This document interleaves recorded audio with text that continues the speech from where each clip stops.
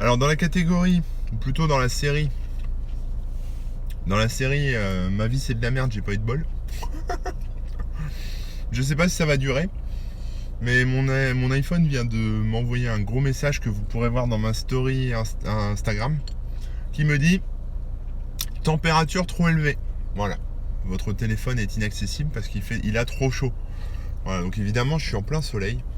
Je sais même pas si je peux le couvrir ou j'en sais rien. Mais bon, bah j'ai pas de chance. Voilà, le téléphone a trop chaud, donc on va essayer de. C'est assez hallucinant. Première fois que j'ai ce message. Alors pourtant, il fait pas si chaud que ça. Mais que voulez-vous? Voilà, c'est l'été. Je suis dans le sud. Même l'iPhone a trop chaud. Il a pas l'habitude. Donc c'est un peu galère. Donc, si ça replante, désolé, mais c'est pas la peine de revenir. Je referai pas de live aujourd'hui. Le but de ce live, c'est d'échanger avec vous pour parler des moyens de se former à différents sujets, que ce soit, je sais pas, l'informatique, le jardinage, ce que vous voulez. Alors pour ceux qui me rejoignent, je suis en train de manger de la bouffe un peu merdique, mais il y avait que ça, sur une aire de repos entre Clermont-Ferrand et Marseille. Voilà. Je vais essayer de pas m'étouffer et je vais essayer de parler distinctement. Donc, l'auto-formation. Alors, je sais pas vous comment vous faites. Je vais essayer d'augmenter un peu. Je sais pas vous comment vous faites pour vous former, mais moi j'ai plusieurs, on va dire, petites techniques que je voudrais partager avec vous. Et puis ensuite, j'aimerais bien que vous me donniez vos pistes. Alors moi, ça va pas chercher loin, hein. Comme je le disais tout à l'heure dans la première version du live, pour ceux qui l'ont vu, j'ai un Kindle et j'ai un abonnement en fait Kindle qui me permet d'emprunter des livres. Alors, je ne sais plus combien ça coûte par mois, c'est pas très cher, mais ça me permet d'emprunter tout un tas de livres, donc je regarde pas forcément la dépense et je peux être très livrovore, voilà, dévorer tout un tas de choses sur tout un tas de sujets. Voilà, simplement en empruntant des bouquins sur le Kindle. Et c'est plutôt pratique parce que justement ça me permet de découvrir des nouvelles choses et ça me permet d'explorer, comme je disais, cette notion de sérendipité, c'est-à-dire d'exploration au fil de l'eau entre différents sujets, entre tout un tas de sujets qui peuvent être liés ou pas, hein, ça dépend. C'est-à-dire que voilà, vous allez peut-être avoir une recommandation de lecture dans un de vos bouquins et puis ensuite lire ce livre. Donc c'est assez varié. Voilà. Donc ce Kindle, moi, c'est quelque chose que j'utilise beaucoup. Donc j'aime bien prendre le temps de lire le soir et de prendre quelques minutes justement pour tout ça. Le côté Kindle est sympa parce que ça permet de partager des notes, par exemple, si vous notez. Ça, j'y reviendrai après. Mais une fois que j'ai fini mon Kindle, une fois que j'ai fini mes livres électroniques, quand j'ai besoin de continuer à explorer tel sujet, par exemple je l'ai fait avec la permaculture où j'ai acquis quelques notions sur ce sujet de cette manière, mais aussi sur tout ce qui était trading de crypto-monnaie par exemple, ou d'autres choses, hein, plus sur on va dire des sujets différents, variés. Je lis pas trop de romans, je lis plutôt des bouquins plus techniques ou des choses qui sont plus de l'ordre, on va dire, dans la grande famille du développement personnel, même si je travaille beaucoup plus que 4 heures par semaine. Une fois que j'ai passé cette étape en fait de dévorage de livres sur le Kindle, il m'arrive bien sûr d'acheter maintenant des livres, donc qui sont cette fois payants, pour approfondir certains sujets. Donc ça c'est plutôt sympa. Si vous voulez continuer à explorer, non, c'est pas la sharing box, c'est une espèce de boîte. Il y en a quand même 9. Mais bon, les nuggets, c'est le seul truc qui me tord pas le ventre chez McDo. Mais la salade, c'est pareil. Et j'ai pris de l'eau. Voilà, donc j'ai essayé de faire le menu le plus équilibré que je pouvais trouver. C'est pas parfait, mais bon, j'ai trouvé que ça. Et j'espère que l'iPhone va pas rendre l'âme. Qu'est-ce que je disais? Oui, donc une fois que j'ai exploré l'option livre, que j'aime beaucoup parce que le Kindle me permet, je l'embarque un peu partout, hein, là je l'ai dans le coffre, et puis même quand je l'ai pas, j'ai l'application sur mon téléphone et je peux retrouver les mêmes lectures en fait là-dessus. Donc ça c'est assez pratique parce que voilà, même si j'oublie de prendre mon Kindle, par exemple je suis en salle d'attente chez le médecin, je me dis merde, j'ai rien à faire, bon bah je peux switcher sur l'application et puis continuer la lecture du livre que j'ai commencé la veille par exemple. Au-delà de ça, il y a pas mal de ressources aussi en ligne, donc que ça soit des ressources légales, hein, comme acheter un livre sur Amazon, ou des ressources totalement torrentifiées, que voilà, vous pouvez acheter des livres aussi, enfin vous téléchargez illégalement des livres, hein, ça se fait aussi, donc ça permet on va dire d'acquérir de nouvelles connaissances sur différents sujets. Le problème des livres qui sont dispo en torrent, c'est que c'est souvent un peu les mêmes trucs, quoi. C'est des manuels de bricolage, des outils enfin des livres de piratage, enfin des trucs un peu nazes comme ça. Et forcément, c'est pas très intéressant. Et si vous lisez pas l'anglais, vous êtes vite limité. Mais ce que je peux vous recommander aussi, c'est de lire des livres en anglais. Ça peut faire peur à la plupart d'entre vous si vous n'avez pas l'habitude, mais en fait c'est beaucoup plus soft de lire un livre en anglais que de, par exemple, regarder un film en anglais. Voilà, on peut regarder des films en anglais, il faut se faire l'accent, il faut des fois les mecs parlent vite, etc. Donc c'est un peu dur. Alors que le livre en anglais, vous pouvez toujours vous poser, s'il y a un mot que vous comprenez pas, le chercher sur internet, etc. Donc, et évidemment, la masse de connaissances sera beaucoup plus grande si vous cumulez des ressources en anglais et des ressources en français. Et au-delà de la lecture, donc de tout ce qui est bouquin, ça permet déjà d'avoir une bonne approche sur un sujet. Moi, après, je pars sur tout ce qui est vidéo YouTube. Donc là, ça devient un peu compliqué parce que pour trouver des ressources sympas sur YouTube, c'est pas évident. Tout est un peu décorrélé. Et les youtubeurs ou les gens qui mettent des vidéos sur YouTube sont parfois inconstants. Donc ça peut, on a de la qualité, on a de la merde. Les mecs postent 2 vidéos en 2012 et puis après plus rien. Alors je mange un McDo, des nuggets, c'est un truc de merde.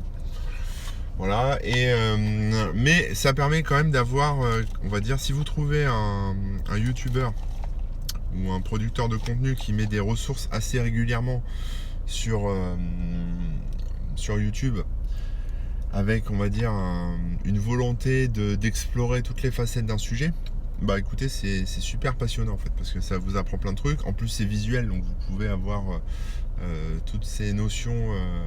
Voilà, par exemple, je me suis un peu formé sur comment poser une terrasse, que j'ai toujours pas fait, mais c'est dans mes projets, et j'ai acheté des livres aussi. Et évidemment, sur les bouquins, ça reste très théorique. Alors que voir une vidéo YouTube où les mecs posent vraiment la terrasse, ça permet de mieux se rendre compte de comment faire, des gestes, etc. Donc ça, pour tout ce qui est technique, on va dire, plus manuel ou même des tutos, enfin plus des choses informatiques, c'est plus sympa aussi d'avoir du YouTube. Alors évidemment, comme dit Jex93, les informations sur le net sont de plus en plus payantes. Et j'ai envie de dire, c'est normal, parce que si vous voulez un contenu de qualité, il faut des gens de qualité qui vont le produire, et ces gens de qualité, ils ont autre chose à foutre que de bosser gratos. Donc soit ce sont des passionnés qui veulent tout partager, par exemple comme moi avec mon blog, et du coup forcément ils prennent sur leur temps libre pour le faire, soit ce sont des gens qui sont des formateurs qui ont des compétences, et puis qui évidemment vont prendre de leur temps plutôt que d'aller faire une conf dans une école ou prendre du temps pour écrire, vont se rémunérer en mettant du contenu payant. Et là, évidemment, sur tout ce qui est contenu payant, il y a des services qui sont très bien, comme ce d'Udemy, qui est comme un YouTube, mais où vous pouvez acheter en fait des formations vidéo. Voilà, des sites comme tuto.com aussi, qui offrent tout ça. Et là, c'est pareil, c'est-à-dire qu'il peut y avoir à boire et à manger. Donc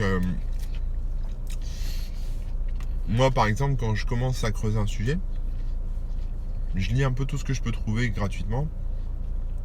Et évidemment, au bout d'un moment, ça se répète. C'est-à-dire, j'ai l'impression d'avoir fait le tour du sujet.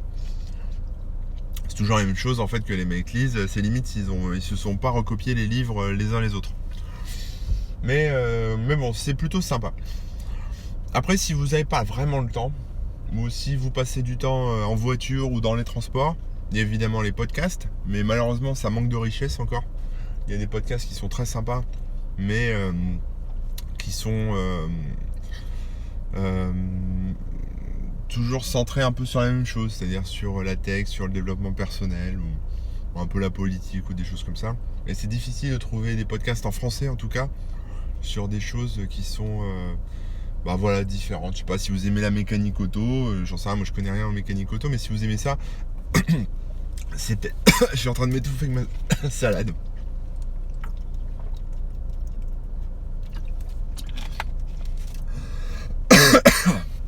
Je vais essayer de pas mourir. J'ai avalé une feuille de salade de travers.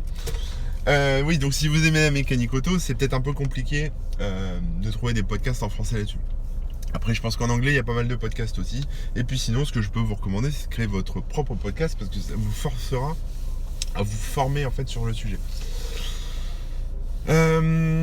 Autre technique que j'ai aussi pour me former, donc quand j'ai pas le temps d'être devant un écran, c'est des applications comme par exemple il y a un truc qui s'appelle Blinkist, donc c'est une application qui permet d'avoir des livres.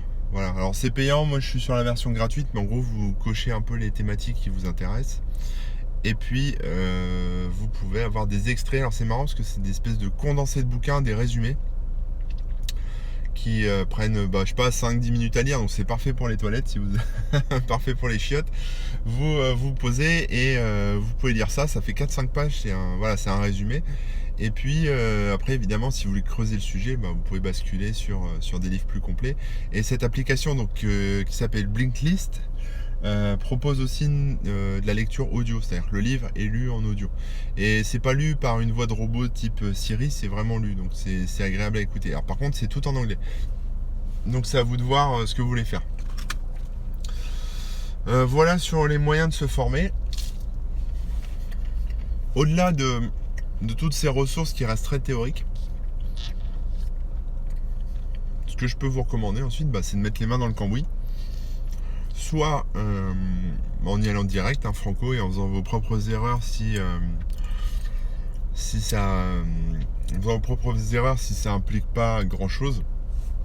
Voilà, évidemment, si vous voulez poser une terrasse et que c'est la première fois et que vous y allez comme ça, ce qui sera sûrement mon cas, et que vous n'êtes pas encore sûr de vous, ça peut peut-être être un problème.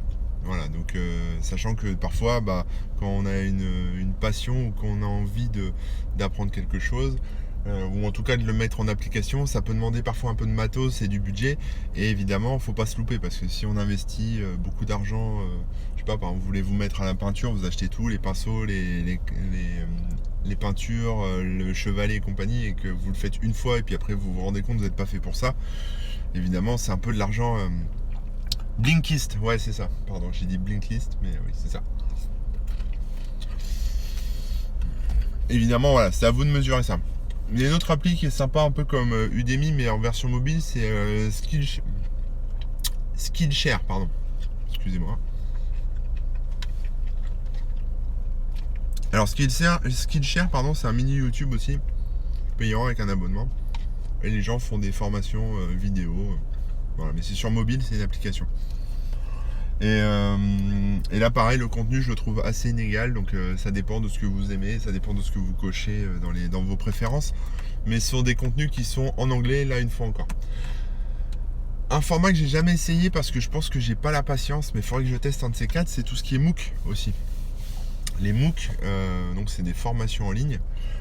Je crois que certaines peuvent être diplômantes, mais par exemple si vous vous passionnez d'astronomie, vous pouvez commencer à suivre un MOOC sur l'astronomie avec des cours, avec des profs, avec des choses comme ça. Mais là pour moi c'est peut-être trop scolaire, trop cadré, et j'ai l'impression que ça me conviendrait pas forcément. Voilà, mais bon après je pense que c'est à tester. Voilà sur les différents moyens que moi je mets en œuvre pour apprendre des choses. Et après le meilleur moyen pour moi, c'est évidemment, il est double, vous allez voir, c'est assez simple, c'est d'échanger avec des gens qui sont passionnés du sujet auquel vous vous intéressez. Voilà. Vous n'êtes pas obligé d'être passionné d'astronomie pour vous intéresser à l'astronomie ou à la physique quantique ou ce que vous voulez, mais vous pouvez aller voir des conférences, vous pouvez aller discuter sur des forums avec des gens qui partagent ces centres d'intérêt-là, et puis apprendre à leur contact. Voilà, donc ça c'est assez intéressant parce que vous allez rencontrer des vraies problématiques, vous allez échanger avec eux. Alors au début, je pense que ils vont parler chinois, mais si vous avez déjà, on va dire, défriché un peu le terrain avec des bouquins, avec des choses comme ça peut permettre déjà d'avoir des notions de base qui vous feront pas passer pour le complet idiot qui débarque de nulle part. Donc ça, c'est une solution que je recommande aussi, qui est plutôt sympa si vous aimez les contacts humains.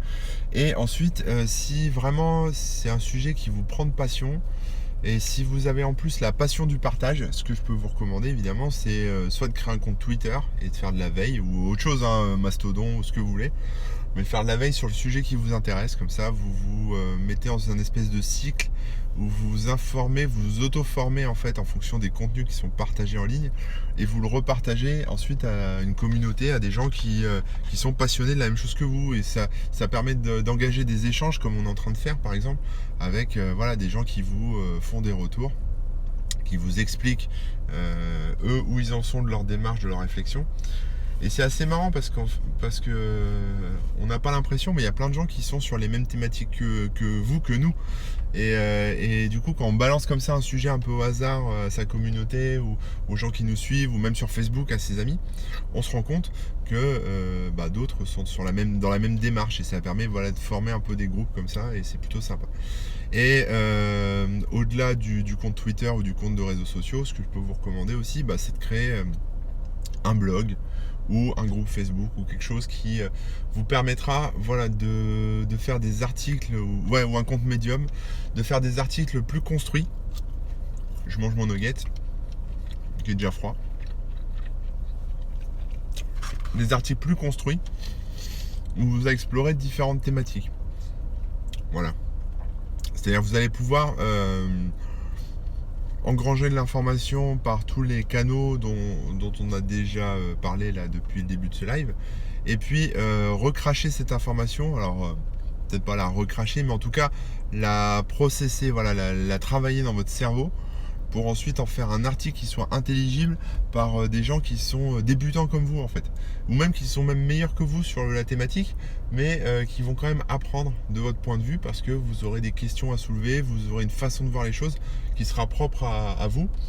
Et vous en fait, en allant à la pêche aux infos pour faire un bon article, en rassemblant vos connaissances, évidemment vous faites du contenu qui sera beaucoup plus beaucoup plus riche, et qui vous servira en fait de tremplin pour toujours explorer de plus en plus de pistes et aller plus loin, et puis vous améliorer, parce que c'est un processus, vous pouvez pas être bon tout de suite en découvrant un nouveau sujet.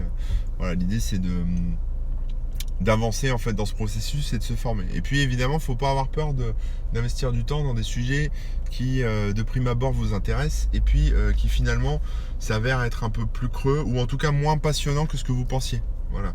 Peut-être que vous allez vous dire je vais me mettre à la culture des tomates, je vais tout apprendre sur les tomates, ou tout apprendre sur les fourmis parce que je veux une fourmilière, etc. Et puis en commençant cette démarche, en lisant quelques bouquins, vous allez vous rendre compte que c'est chiant, ou que c'est pas votre truc. Voilà, c'est pas grave. Vous pouvez abandonner et puis passer sur autre chose. Voilà. Je pense que j'ai fait le tour. C'est un live un peu court et un peu dégueulasse parce que je suis en train de manger en même temps. Je suis désolé, mais c'est ma pause déj, et je pense que c'est la vôtre aussi, donc c'est l'occasion. Un jour je me ferai payer pour manger ça, mais là aujourd'hui c'est pas le cas. Est-ce que vous avez des moyens de vous former, en tout cas votre process pour apprendre des nouvelles thématiques, apprendre des nouvelles choses? N'hésitez pas à m'en parler. Je finis ma salade dans le chat, ou si vous avez des questions, c'est le moment.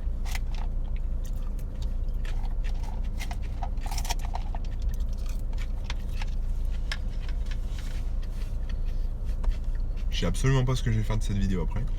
Je pense que l'iPhone est encore trop chaud.